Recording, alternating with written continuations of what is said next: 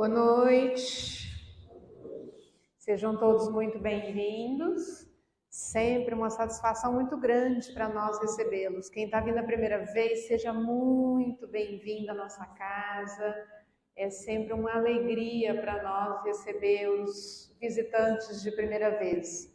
E quem está vindo pela segunda, terceira, milésima vez, que bom que voltaram, que bom que continuam com a gente. A gente fica muito feliz de saber que cada um continua, está vindo, está gostando. Vamos fazer a nossa oração para a gente começar nosso bate-papo da noite? Nós vamos pedir a Deus que derrame sobre nós as suas bênçãos. Estejamos iluminados com todo o seu amor, com toda a sua luz. A nossa Mãe Santíssima nos cubra com seu manto de amor, e que os nossos corações se façam abertos e acolhedores às palavras dessa noite. E que assim seja. Hoje nós vamos papear, como sempre, vocês já sabem que a gente utiliza com muita frequência o livro Caminho, Verdade e Vida. Esse livro, para quem não conhece ainda, é uma ótima sugestão de leitura, é uma ótima sugestão de presente. Aquela pessoa que talvez esteja precisando de uma palavra de conforto, esse livro pode ser uma excelente ideia. São textos muito curtos, fáceis de ler, explicados por Emmanuel de uma forma muito simples. Por isso que a gente traz eles, para simplificar ainda mais o que Emmanuel já trouxe. E hoje nós vamos pegar lá o capítulo 60, que se chama Prática do Bem. Como sempre, Emmanuel começa os capítulos com alguma passagem dos evangelhos. E ele começa esse capítulo com essa passagem de Pedro, porque assim é a vontade de Deus, que fazendo bem, tapeis a boca à ignorância dos homens insensatos. O que ele quis dizer com essa frase, que parece tão complicada, mas que esconde uma simplicidade até singela? Ele fala uma coisa muito bem assim, sabe aquela coisa assim, isso nós não podemos escrever, então coloca uma coisa mais bonita para escrever? Mas ele disse de uma maneira bem simples, faz, não fala não. Vai lá e faz. Pronto, resolvido. Porque se você faz, os ignorantes não vão ter do que reclamar. Porque você não está só falando, você está fazendo. E você vai conseguir silenciar aqueles que só querem o conflito, que só querem a confusão. Aí ele explica um pouquinho mais adiante, à medida que o espírito avulta em conhecimento, ou seja, à medida que ele adquire mais conhecimento, mais compreende o valor do tempo e das oportunidades que a vida maior lhe proporciona, reconhecendo por fim a imprudência de gastar recursos preciosos em discussões estéreis e caprichosas. O que ele quis dizer com isso, gente? Perde tempo não. Sério que você vai ficar aí discutindo, batendo boca? Sério que você vai ficar aí 2 horas discutindo com essa pessoa?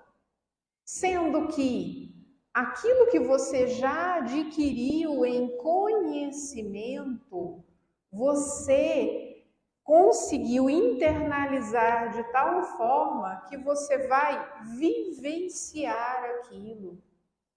Você não vai ficar só dando sermão para as pessoas. Não, mas porque eu sei. Peraí, não, calma aí, porque eu sei. Mas você sabia que eu sei? Pois é, eu sei. Não. Ele fala para a gente, para você parar de discutir e fazer. E colocar em prática. Porque aí, assim não vai ter discussão. Assim não vai ter bate-boca. Não vai ter conflito. Não vai ter divergências de ideias, porque eu vou estar vivenciando aquilo que eu gostaria de ensinar. Aí vem o Evangelho e reforça um pouquinho mais. É que toda palavra ofensiva exprime um sentimento contrário à lei de amor e caridade, que deve regular as relações dos homens e manter entre eles a concórdia e a união. Toda palavra ofensiva é um golpe contra a benevolência recíproca e a fraternidade. Ela entretém o ódio e a animosidade. Porque quando a gente quer defender a nossa opinião, o nosso ponto de vista, a gente vai com uma certa ênfase, né? A gente dá uma batidinha no peito e fala, estudei, estou sabendo o que eu estou te falando. Você não sabe, você sabe menos do que eu. Eu sou bom nisso, eu estudei. Eu fui lá e assisti uma palestra da Patrícia, então agora eu sei. Será que sabemos mesmo? Será que quando eu uso as palavras da maneira mais brava, enfática, será que eu estou mostrando o meu ponto de vista? Ou será que eu estou mostrando a minha animosidade? A minha braveza, a minha índole de não saber calar para o outro, de não saber ouvir o outro. E hoje, grande parte dessa leitura do Caminho, Verdade e Vida, ele nos ensina a ouvir. Ele nos ensina a como calar. Ah, Patrícia, mas calar é só fechar a boca. Será? No final nós vamos refletir sobre isso. Se calar é só fechar a boca mesmo. Se é só a gente passar um esparadrapinho na boquinha, que a gente vai ficar em silêncio. Então a primeira coisa que a gente precisa imaginar quando a gente quer silenciar, e é disso que Pedro fala nessa passagem, é disso que Emmanuel nos fala. Silenciar. Como eu silencio? A primeira coisa que ele nos levanta como dificuldade para a gente silenciar é o danado do barulho interno. Patrícia, o que de acho é barulho interno? O que nós podemos entender por barulho interno? Então vamos tentar entender como nascem as brigas. As contendas nascem do desejo egoístico de prevalência de uma ideia ou mesmo de ridicularizar a ideia do outro. É isso que o Emmanuel fala. Eu começo uma briga quando eu quero diminuir o outro, quando eu quero ridicularizar a ideia dele e quando eu quero sobrepor a minha. Quando eu quero enfatizar que eu sei mais. Daí vem os conflitos, daí vem as divergências. E por que eu quero sobrepor a minha ideia à ideia do outro? Porque aqui dentro não está organizado. As minhas ideias não estão organizadas. Eu estou naquela fase do armário bagunçado, que você abre com esse braço, apoiando aqui, com essa mão de cá, puxando para não cair tudo. Todas as minhas ideias estão de tal forma desorganizadas aqui dentro, que quando eu abro, vem tudo de uma vez. E eu quero falar, e eu quero expor, e eu não quero ouvir, e o outro está errado. E a gente tem uma tendência a ir levantando o tom de voz, né? A gente vai subindo o volume. 1 ponto, 2 pontos, 3 pontos, 4 pontos. Daqui a pouco você está berrando no ouvido da criatura. Existe um conceito na filosofia que diz que quando a gente precisa gritar é porque nem a gente mesmo está se ouvindo. Então nós precisamos levantar a voz para convencer a nós mesmos, não é o outro. Eu preciso me convencer daquilo que eu estou falando para o outro, então eu preciso levantar a voz. E Emmanuel fala que quando eu consigo silenciar, é porque eu consegui alcançar um tal estado de serenidade que eu não preciso debater com o outro, que eu não preciso levantar a minha voz para o outro. Por quê? Porque a serenidade vem de organização interna. O meu barulho interno está organizado. Eu consigo silenciar esse barulho para escutar o outro. Eu preciso organizar de tal forma todos os meus armários que eu vou organizando a minha fala também. Eu não preciso mais impor a minha ideia ao outro. Eu não preciso mais convencer o outro. Eu não preciso mais impor a minha fala ao outro. Porque a minha escuta passa a ser mais eficiente. O que é uma escuta eficiente? O que a gente pode imaginar como uma escuta eficiente? O outro fala, eu escuto, certo? Nem sempre. Vocês já perceberam que a gente escuta o outro, principalmente quando a gente discorda do outro, que a gente escuta formulando a resposta na cabeça?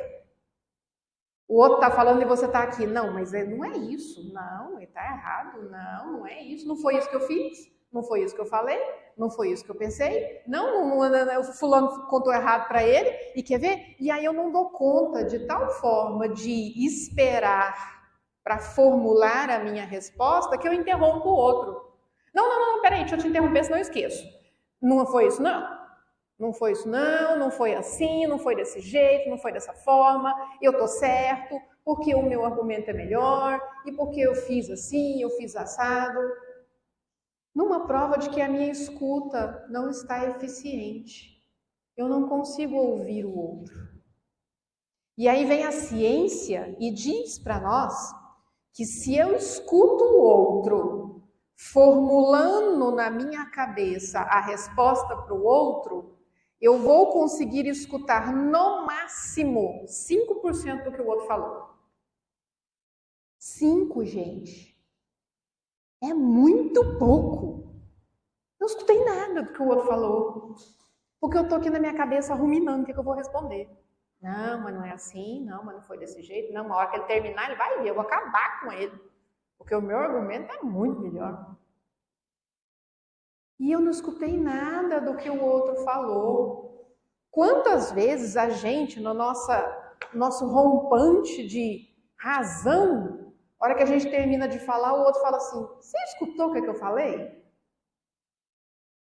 E você, no alto do seu pé de alface da razão, você diz, claro que eu escutei. Escutou, lufas. Escutou não. Porque a sua escuta foi atrapalhada pela fala mental, pelo diálogo mental que você está criando com a outra pessoa enquanto ela fala. Esse é um dos piores barulhos internos que a gente tem, de não conseguir deixar o outro falar até o final sem interromper, sem a necessidade de convencer o outro da minha opinião. Nós temos sempre que convencer o outro, não é? Olha eu aqui tentando convencer vocês. Não, tô não. É uma reflexão que a gente está fazendo juntos sobre esse barulho interno. Porque sempre numa conversa em que haja até convergências de opiniões, ou seja, concordamos, ainda assim eu estou tentando convencer o outro que eu sei mais, que a minha fonte é mais segura, que de onde eu tirei essa ideia é melhor, é mais respeitável aquela pessoa, aquele pensador, aquele filósofo, aquele espírito. O meu espírito é melhor do que o seu. Então, Emmanuel é muito melhor que Joana de Ângeles, então confia no meu, não confia no seu, não. Nós estamos sempre tentando convencer o outro daquilo que nós ainda não fomos convencidos. Daquilo que para nós ainda é um barulho interno. Olha nas discussões, por exemplo, conjugais, que são uma das mais terríveis, né? Quando a gente vai brigar. Por quê? Porque a gente está sempre querendo a razão. Convencer o outro da minha razão. Convencer o outro de que eu estou certa, de que eu estou sofrendo, de que eu não gostei, de que eu gostei, de que eu quero, de que eu não quero. Experimenta fazer o exercício da bicicleta com o outro. Quem conhece o exercício da bicicleta? Você vem andando de bicicleta, o cachorro correndo atrás, latindo, né? Doido, enfurecido, babando. Para a bicicleta. Experimenta, para a bicicleta. O cachorro não sabe o que fazer. Ele para e ele fica na frente da bicicleta. Au, au, au. Eu mordo, eu vou embora, eu fico. Ele quase que fala pra gente, continua, pra eu continuar correndo atrás. É a gente. A gente fica torcendo pro outro continuar correndo, pra gente continuar correndo atrás. Pra gente continuar tentando convencê-lo. Mudar a sua ideia, mudar a sua opinião. Experimenta no meio de uma discussão, nós mulheres então somos um espetáculo para isso, né? Como a gente gosta de discutir, né, gente? Eu juro para vocês que deve ter um defeito no chip lá que Deus pôs, só pode, porque não tem cabimento trem desse não. Mas experimenta no meio de uma discussão, enquanto o outro tenta te convencer, você fala: concordo. Vai com calma, porque o outro pode ter um AVC, tá? Pode meio que dar uma morridinha naquela hora. Oi? Concorda? Como assim? Você concordou? Não. Você não concordou, não. Você não concordou, não. Você tá falando isso só para me agradar. Você tá falando isso só para poder ser melhor que eu. Quer ver? E a gente começa outra discussão por outro motivo. Porque a gente tá sempre nesse lugar do barulho interno. O meu barulho interno é muito grande. O meu barulho interno não me deixa escutar o que o outro está dizendo e o que existe por trás das palavras dele. Por quê? Porque eu sempre acredito que sei mais do que o outro. É o que a Joana de Ângeles chama de autoridade cultural. Ela diz que nós vamos acumulando conhecimentos, o que é necessário para a nossa evolução, claro. Só que a gente começa a ser meio nariz empinado. Bota seu jalequinho, sai com ele voando pelo corredor, porque eu sei horrores, porque eu botei meu jalequinho. Eu sei mais do que o outro.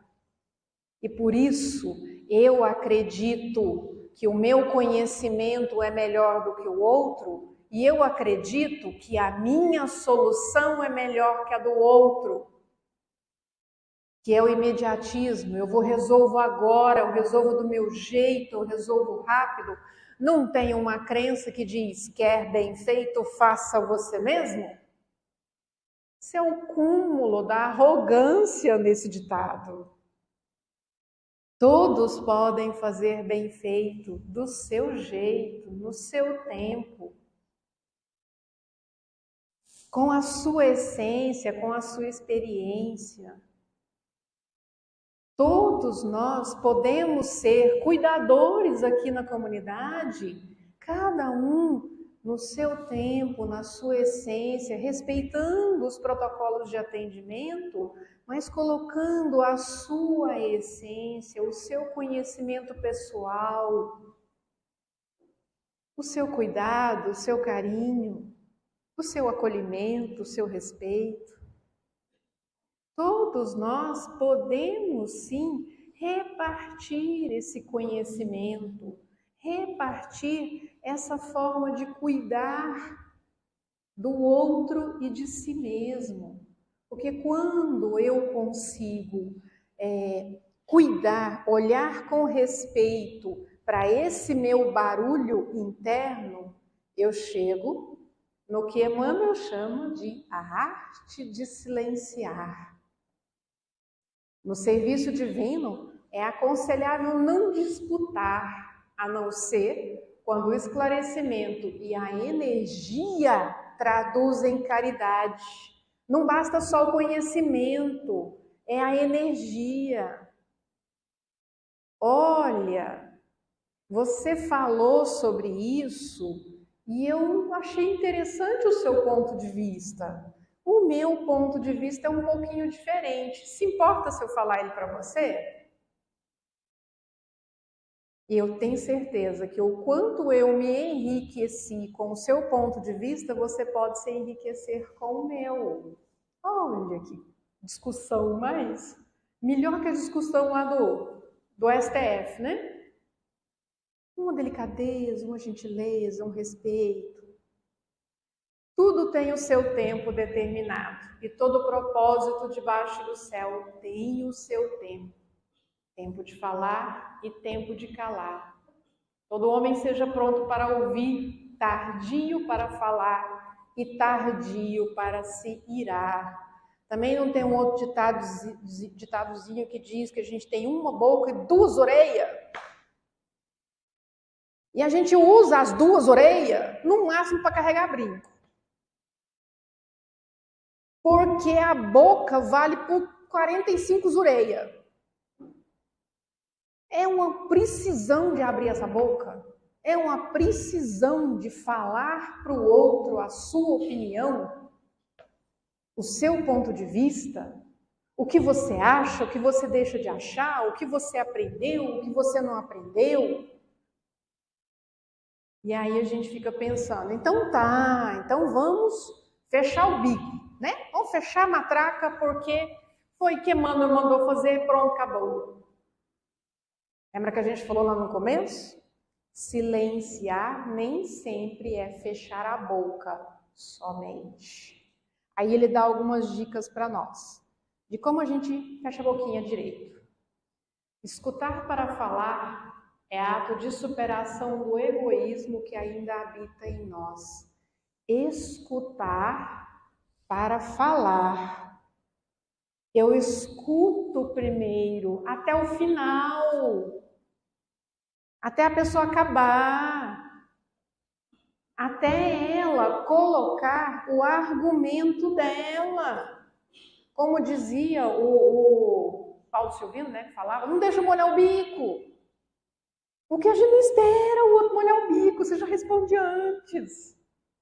Então você não entende. Aquele quadro que tinha de humor era maravilhoso para mostrar o quanto a gente não espera o outro falar.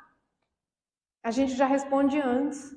E a gente entende algo totalmente diferente. Então, se eu consigo escutar o outro até o final, para só então falar, eu estou dominando em mim o egoísmo, não é no outro. Eu estou dominando em mim uma sombra que me impedia de silenciar e respeitar o momento de fala do outro. Respeitar que o outro tenha o momento dele de expressar-se. Em uma discussão, o vencedor é aquele que consegue manter o equilíbrio emocional e silenciar, demonstrando maturidade. Olha, nós agora, a partir de agora, a gente vai nas discussões, né? Enquanto o outro fala, eu vou ficar caladinho porque eu sou mais maduro do que você, tá bom? Não adiantou muita coisa não, né, gente? Não é por aí. Ó o egoísmo voltando lá em cima. Silenciar é eu aprender que eu não tenho mais necessidade de falar, de convencer o outro. Quer dizer que eu nunca mais vou abrir minha boca numa discussão? Não. Quer dizer que, como ele próprio falou, eu vou escutar primeiro e no final eu vou falar. Como? Eu já vou começar os berros, né? Porque eu demorei demais e a pessoa me impediu de falar, e a Patrícia falou que eu não posso falar, e ai meu Deus, então eu já vou começar logo chutando a canela do outro. Não, eu vou começar como uma pessoa madurinha que eu deveria ser, que é: nossa, não esperava que você me dissesse isso tudo. Nossa, quanta coisa você disse. Quanta coisa você guardou aí dentro e eu não escutei. E eu demorei a escutar. Mas eu te falei a vida inteira, criatura. Ah, mas talvez eu não tenha escutado. Agora eu estou escutando. Agora eu estou me permitindo escutar o que você está me falando. Escutar o que você quer me dizer. O interior em ordem não carece de argumentos e sabe silenciar na hora certa. Por que eu preciso de argumentos? Argumentos são utilizados para convencer alguém de algo. Se eu não tenho necessidade de convencer ninguém, para que eu preciso de argumentos?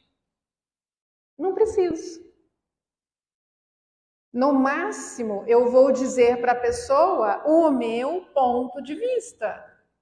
Mas em momento nenhum tentando convencê-la, impor, sobrepor, com arrogância, com desrespeito, com falta de confiança. Eu vou conseguir falar com a outra pessoa e vou conseguir silenciar na hora certa. Vou conseguir ouvir a outra pessoa de uma maneira respeitosa, de uma maneira cordial, sem que aquilo também seja desrespeitoso. Eu gosto muito de usar um termo da terapia sistêmica que chama de escutatória respeitosa. O que é uma escutatória respeitosa? Como é que eu ouço alguém da minha família me contar um problema? Nossa, mesmo? O que você fez? Ah, não acredito que você fez isso. Ah, não, se fosse eu teria feito outra coisa muito diferente. Não, mas você é burro demais, porque você não falou isso para a pessoa. Não, mas é um absurdo. Mas você fez isso mesmo? Ah, não acredito que você fez isso. Ah, não, mas que coisa absurda. Não, mas tanto que eu já te falei que não é para fazer desse jeito. Como é que seria a escutatória respeitosa? Patrícia falou que eu não posso falar mais. Então, enquanto a outra pessoa fala, tá bom. Entendi.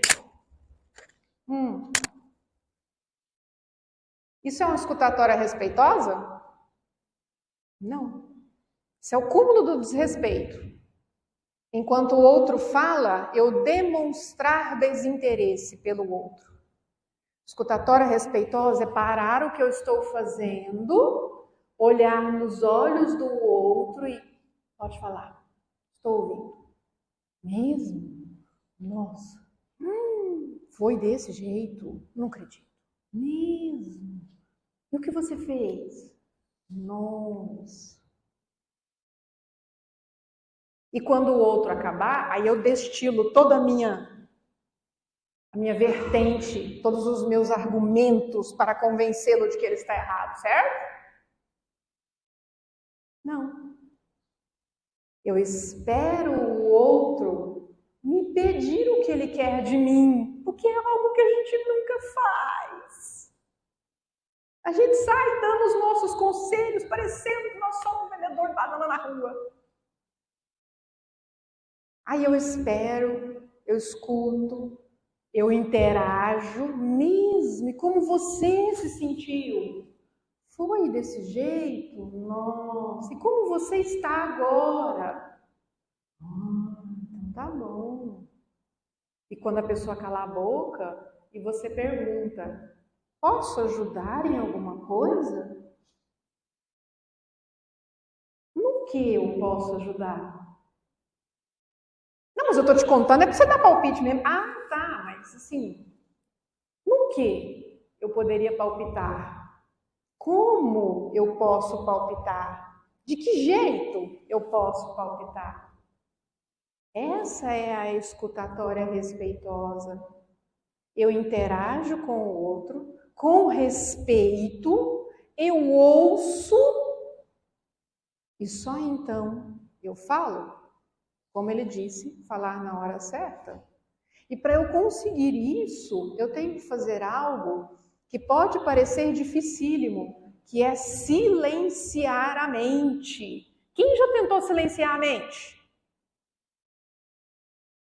Conseguiu? Difícil, né? A gente não consegue mesmo. Nossa mente não para. Existem estudos que dizem que a nossa mente continua funcionando mesmo quando a gente está dormindo. Eles chamam de monkey mind, a mente do macaco, porque o macaco também não silencia sua mente enquanto está em repouso. Então a nossa mente não para, ela funciona o tempo inteiro. Então lá vem a Patrícia convencer a gente de algo que nem jeito de fazer tem. Aí existe um estudo que diz pra gente que silenciar a mente não é apagar o que existe nela, é selecionar o que ela nos dá. É buscar uma forma de processar o que ela está me enviando para que ela provoque em mim as sensações que eu preciso, que eu quero, já que eu estou no controle dessa mente e não essa mente está no meu controle. Então, silenciar a mente enquanto o outro fala é eu selecionar as minhas sensações. Estou ficando com raiva, estou ficando nervoso, e a hora que ela terminar eu vou dar-lhe uma resposta. Quando eu consigo selecionar, quando eu consigo acolher e classificar o que a minha mente está me mandando, falo, nossa, não gostei disso que ela falou, não. Mas vou esperar ela chegar até no final. Vai que não é estudo, né? Vai que não é para tanto. Eu estou no comando. Eu estou dizendo para minha mente que ela não me influencia a não ser que eu permita. A não ser que eu dê para ela esse comando de permissão. Então, esse é o silenciar da mente. Esse é o aprender a ouvir o outro. Fernando Pessoa diz que existe no silêncio uma tão profunda sabedoria que às vezes ele se transforma na mais perfeita resposta. Vocês já passaram pelo momento de confortar alguém no momento de uma dor extrema? E que não vem palavra nenhuma na boca? E a gente tenta arrumar, né? E a gente sai, tem hora, com umas pérolas, daquelas assim, de doer na canela. Enquanto que se a gente ficasse em silêncio, só abraçasse aquela pessoa. Ou então dissesse para ela, estou aqui, com você. Só. Mais nada. Talvez seria a melhor resposta. Quer ver uma resposta boa na hora de uma discussão? Vou pensar sobre o que você falou. E pense mesmo. Não é mentira não, pense mesmo.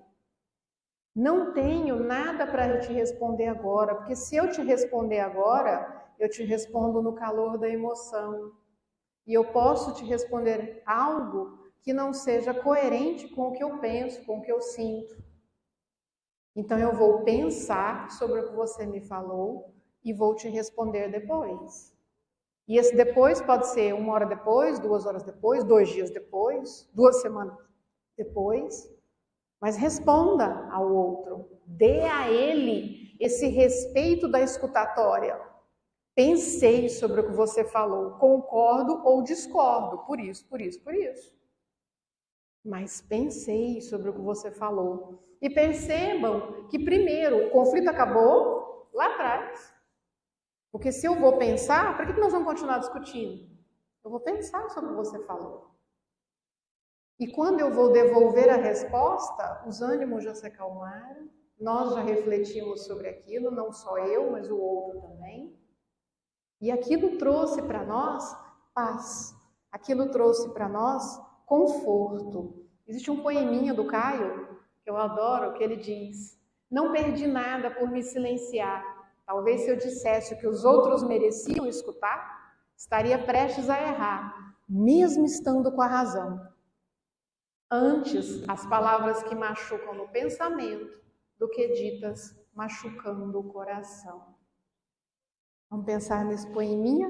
Próxima vez que a gente for destilar todo o nosso vocabulário intenso, e é em cima dele que a gente vai hoje fazer a nossa reflexão.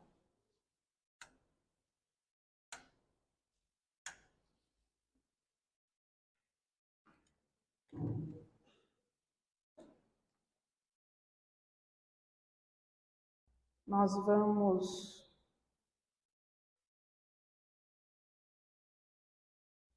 nos imaginar nesse lugar.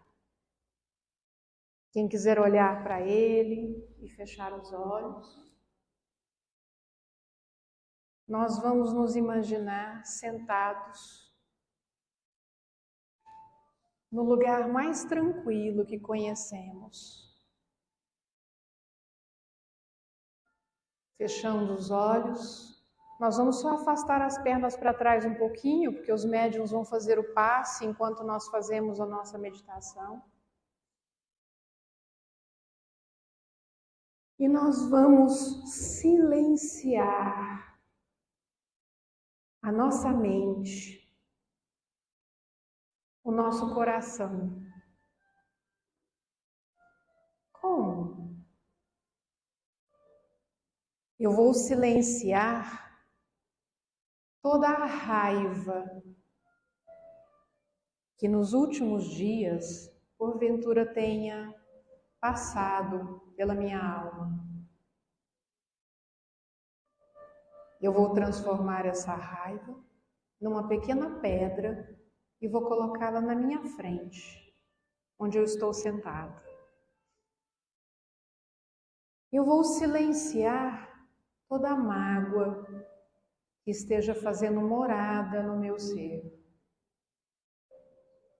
Eu também vou transformá-la numa pedra e também vou colocá-la na minha frente, onde eu estou sentado.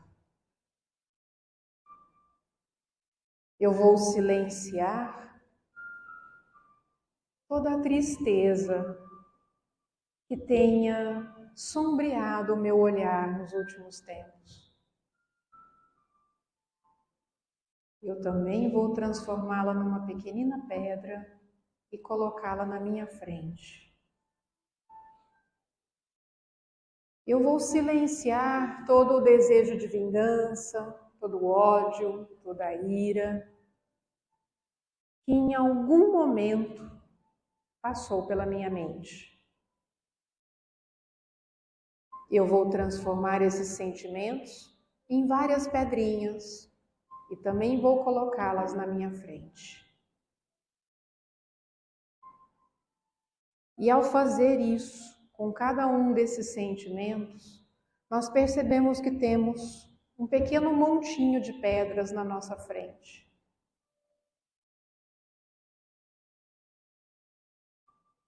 E nesse momento, eu olhando para essas pedras que me pertencem, afinal passaram por mim esses sentimentos, eu peço a Deus a força para torná-las tão pequenas que elas não farão mais peso dentro de mim.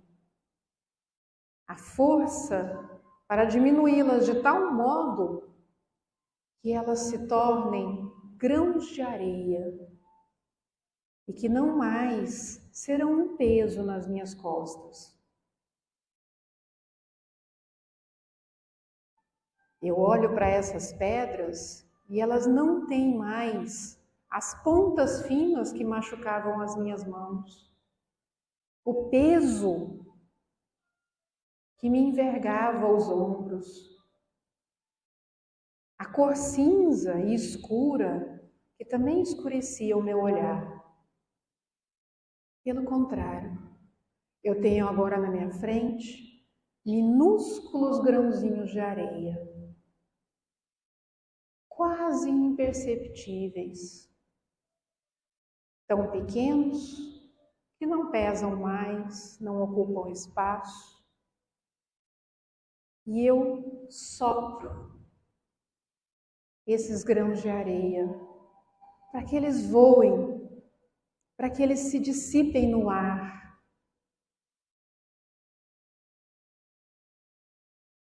Eu não precisei dizer nada. O meu pensamento selecionou essas sensações, conversou mentalmente com Deus e o milagre aconteceu. O milagre do silêncio confortável em mim. Eu me vejo em paz com o meu silêncio. Eu me vejo em paz com esse novo ciclo que se abre na minha vida, de não precisar mais responder, debater, conflitar. Eu não preciso disso mais. Deixou de ser uma necessidade. E toda vez que eu me ver diante de uma situação em que eu for instigado ao conflito, o meu silêncio será respeitoso e calmo. O meu coração estará em paz. Eu estarei confiante de que esse silêncio me preencherá da razão que eu preciso, que é a razão de eu estar aqui, nesta vida, nesta encarnação. E a razão principal é me amar, é me evoluir, é crescer e vencer as minhas próprias limitações, não as do outro, as minhas. E eu me sinto profundamente em paz com essa escolha que eu faço. O silêncio não me incomoda, pelo contrário, ele me conforta. Ele me torna serena, calma. Eu me conecto com Deus, falando diretamente com Ele, ouvindo diretamente dEle. Não existe mais nenhum intermediário. A sua fala chega direto a mim. Porque a minha mente e a minha alma silenciaram.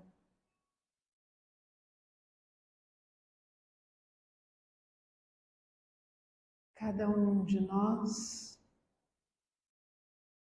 recebe agora uma linda flor branca, representando esse conforto com o silêncio. E nós vamos voltando aqui para o salão mentalmente, trazendo essa flor nas mãos como um tesouro muito precioso, o tesouro da paz. E juntos nós vamos agradecer a Deus por esse presente tão valioso. Pai nosso que estais nos céus, santificado seja o vosso nome. Venha a nós o vosso reino. Seja feita a vossa vontade, assim na terra como no céu. O pão nosso de cada dia nos dai hoje. Perdoai as nossas ofensas, assim como nós perdoamos a quem nos tenha ofendido. Não nos deixeis cair em tentação, mas livrai-nos de todo o mal. E que a paz do silêncio de Deus em cada um de nós se faça hoje e sempre. Que assim seja. Muito obrigada a todos. Vão com Deus, que Deus abençoe a cada um.